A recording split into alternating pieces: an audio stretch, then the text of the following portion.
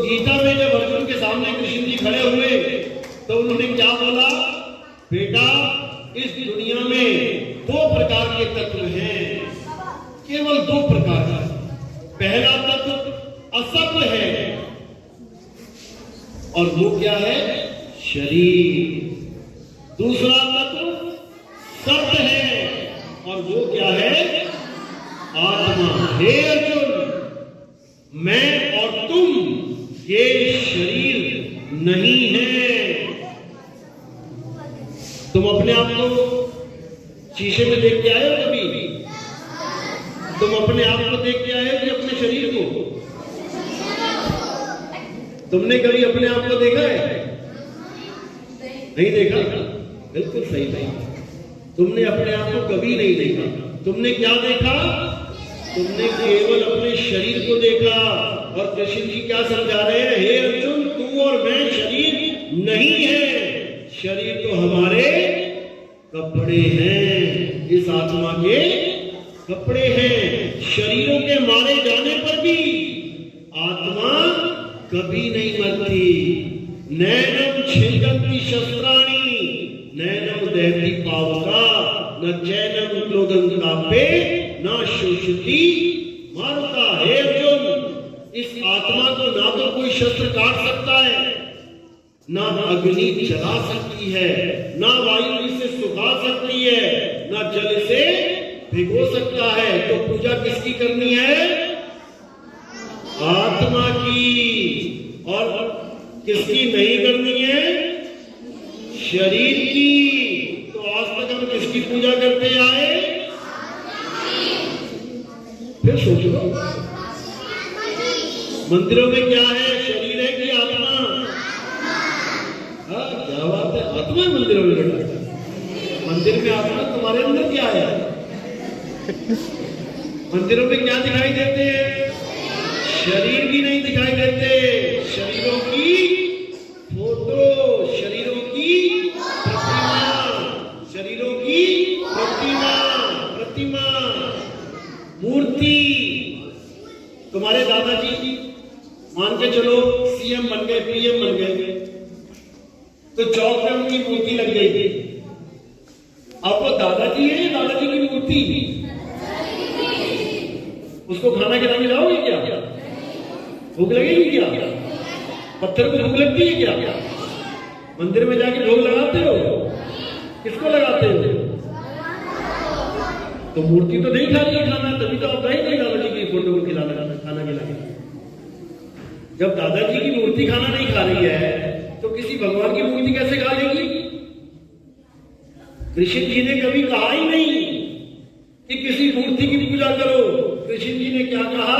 हे अर्जुन, आत्मा ही सत्य है। जो लोग अपनी आत्मा को जान जाते हैं वो कभी किसी पूजा पाठ में नहीं पड़ते।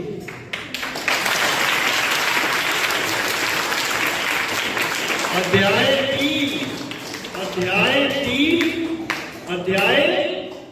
3 श्लोक 17। अध्याय 3 घर में जाके मोबाइल पे देखना। अध्याय 3 श्लोक 17। जो लोग अपनी आत्मा में रमण करते हैं, जो लोग अपनी आत्मा में तृप्त हैं, जो लोग अपनी आत्मा में संतुष्ट हैं, हे अर्जुन, उनके लिए कोई धार्मिक कर्म कर्तव्य लागू ही नहीं होता। उनको किसी मंदिर में जाने की जरूरत नहीं, उसको किसी मस्जिद में जाने की जरूरत नहीं, उसको किसी गिरजाघर या किसी गुरुद्वारे में जाने की जरूरत नहीं। उसका परमात्मा उसकी आत्मा में विराजमान है। जब हनुमान जी से पूछा विभीषण ने कि क्या हाल है जी, ठीक हो? आपके राम जी तो आपको छोड़ के जा रहे हैं, वो तो लीला खत्म हो गई, अब तो जा रहे हो, अब कैसे आप कहां ढूंढोगे उनको? तो हनुमान जी ने कौन से मंदिर का एड्रेस बताया था? किसी मंदिर का एड्रेस बताया था। क्या किया हनुमान जी ने? क्या किया था? बड़ी फेमस फोटो है हनुमान जी की। अपना सीना फाड़ के दिखाया और क्या बोला कि मेरे प्रभु राम सीता मेरे हृदय में बसते हैं। बसते हैं। अब वो इसका मतलब ये नहीं कि ऑपरेशन करने में जाकर कि सीता और राम को निकालूंगा मैं, वो सांकेतिक ज्ञान है। जैसे तुम्हारे माता पिता कहां बसते हैं? तुम्हारे दिलों में। You lives in my heart। तो इसका मतलब ये थोड़ी नहीं कि उसका ऑपरेशन करके तुम्हें निकाल दूंगा। उसका मतलब ये है कि मुझे कहीं बाहर जाने की जरूरत नहीं है। मेरा प्रभु राम मेरे अंदर विराजमान है, मेरी आत्मा में परमात्मा विराजमान है। इसी को बोलते हैं रमता राम, जो हम सब में रम रहा है, सब में रम रहा है। वाणी क्या बोलती है? कबीर साहब की वाणी क्या कहती है? सब घट मेरा साइया, सुनी सेज न कोय, और बलिहारी व घट की, जिस घट प्रगट होए। यानी कि हमारा परमात्मा हम सबके हृदय में, हम सबकी आत्मा में विराजमान है। बस हमें कोई मिल नहीं रहा, इसलिए हम उलझ गए हैं। किसमें? 52 अक्षरों। जो 52 अक्षर बनाए, सारा खेल उसके बाद ही खराब हो गया। अब 52 अक्षरों के द्वारा नाम बनाने शुरू किए थे भगवानों के। किसी ने बोल दिया अल्लाह, किसी ने बोल दिया राम, किसी ने बोल दिया वाहे गुरु, किसी ने बोल दिया श्याम। तो अगर ये 52 अक्षर ना होते तो अल्लाह का आ कहां से आता, राम का रा कहां से आता, हनुमान का हा कहां से आता, कबीर का का कहां से आता, तुम्हारे नाम कहां से आते? इंसानों के अलावा और कोई है जो अपने बच्चों के नाम रखता है? किसी बकरी ने अपने बच्चों के नाम रखे राम श्यामू? क्यों नहीं रखे? वो भी तो उसके बच्चे हैं। क्यों नहीं रखे? क्योंकि उनके पास अक्षर नहीं है। हमारे पास अक्षर है, 10 बच्चे होंगे, 10 के 10 अलग अलग नाम रख देंगे, क्योंकि हमारे पास दुनिया भर के अक्षर है। आजकल तो अंग्रेजी के नाम रख रहे हैं, जेरी, हैरी, शैरी। हिंदी के नाम खत्म पड़ गए, कम पड़ गए थे, अंग्रेजी नाम आ गए। इन्हीं नामों की वजह से सारे नाम हैं। अगर ये सारे नाम हटा दे तो तुम्हारा क्या नाम है? कुछ नहीं। अरे नहीं, कुछ नहीं। तो तुम्हारा धर्म कौन सा है? अरे क्या बात है। तुम्हारी जात कौन सी है? कुछ नहीं। तुम्हारा देश कौन सा है? बस इसी को समझना है। इन अक्षरों की वजह से इंसान आपस में बट गए। पहले वो एक ही धरती सबके लिए थी, उसके बाद क्या हो गया? ये इंग्लैंड है, ये जर्मनी है, ये पाकिस्तान है, ये भारत है।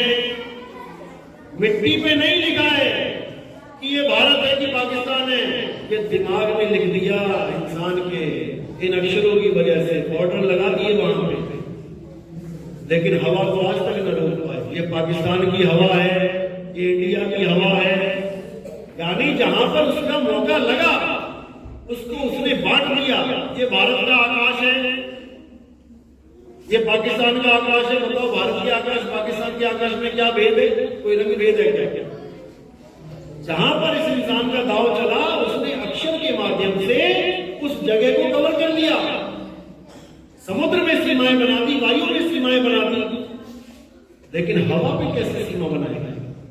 तो जहां पर उसका दाव लगा, उसने अक्षरों की वजह से सबको अलग अलग कर दिया।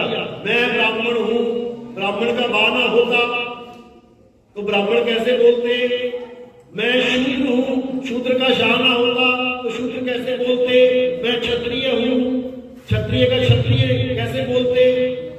यानी ये सब इस शैतानी खोपड़ी की उपज है। ये शैतानी खोपड़ी है। सब इंसान है। कोई कहता ब्राह्मण सबसे ऊंचे हैं, ब्राह्मण सबसे ऊंचे हैं तो राम जी को क्यों पूछते हैं? राम जी तो क्षत्रिय हैं, राम जी तो उनसे भी नीचे हैं। कोई कहता है 10 अवतार हैं। अरे भाई, एक बार में एक अवतार होना चाहिए था ना। आपके 10 जन्म होते तो एक बार एक एक करके 10 जन्म लोगे, एक साथ ले लोगे 10 जन्म। तो परशुराम और राम आमने सामने कैसे आ गए? परशुराम भी एक अवतार है, राम जी भी एक अवतार है। किसके? दोनों विष्णु जी के अवतार है। दोनों आमने सामने कैसे आ गए? राम जी ने जब धनुष तोड़ा तो कौन आया था? तो जब दोनों अवतार विष्णु जी के हैं तो दोनों सामने सामने कैसे आ गए एक ही बार में? आप 10 जन्म लोगे, एक एक करके लोगे कि इकट्ठे ले लोगे? क्योंकि विष्णु जी ने पहले ही परशुराम जी का अवतार ले चुके थे। क्या बात है। मैं यही कह रहा हूं कि वो 2 अवतार ले सकते हैं क्या आमने सामने? तो फिर वहां कैसे आ गए?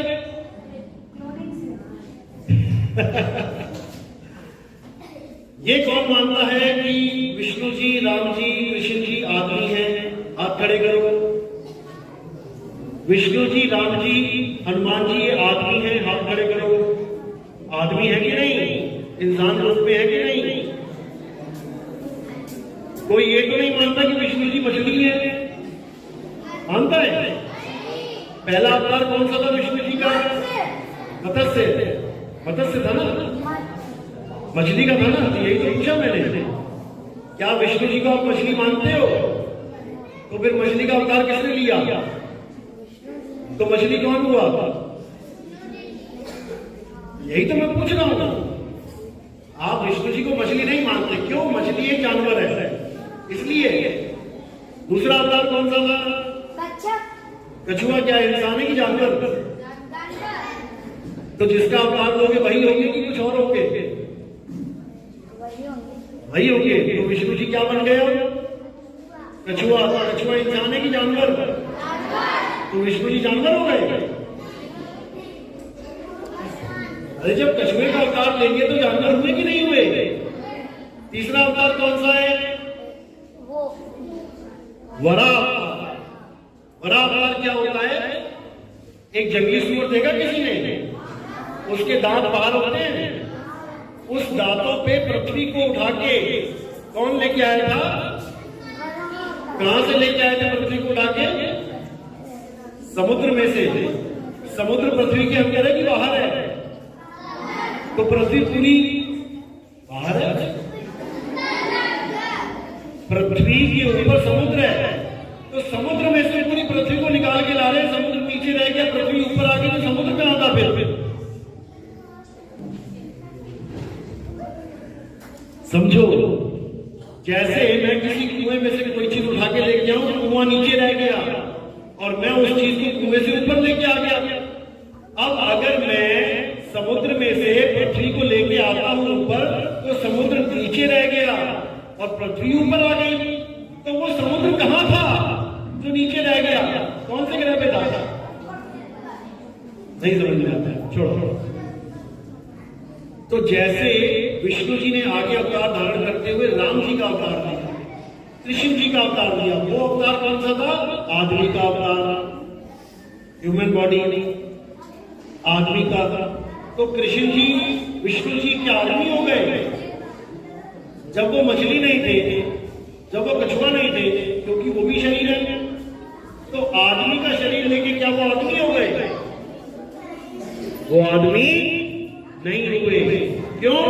क्योंकि हे अर्जुन, ये शरीर असत्य है, ये शरीर बदलते रहते हैं। मैं और तू कभी नहीं बदलते, क्योंकि हम शरीर नहीं हैं, हम आत्मा हैं।